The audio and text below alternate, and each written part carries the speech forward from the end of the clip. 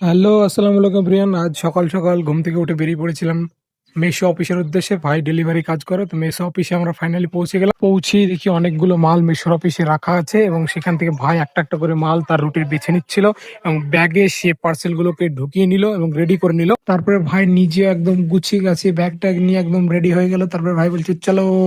So parcel গুলো নিয়ে আমরা মেসো অফিস থেকে বেরিয়ে যাই এবং ভাই তার রুটে এক এক করে কাস্টমার গুলোকে ডেকে ডেকে ফোন করে তার পার্সেলগুলো দিচ্ছিল এবং পার্সেলগুলো দেওয়ার শেষে আমরা দুপুরবেলায় কিছু খাওয়া দাওয়া করে নিই একটা হোটেলে গিয়ে। তো খাওয়া দাওয়ার শেষে আমরা আবার বেরিয়ে পড়ি। তারপরে কিছুটা রাস্তা না যেতে যেতে আমাদের বাইকটা নষ্ট হয়ে যায় এবং বাইকটা একটা গ্যারেজে গিয়ে সারাই করি।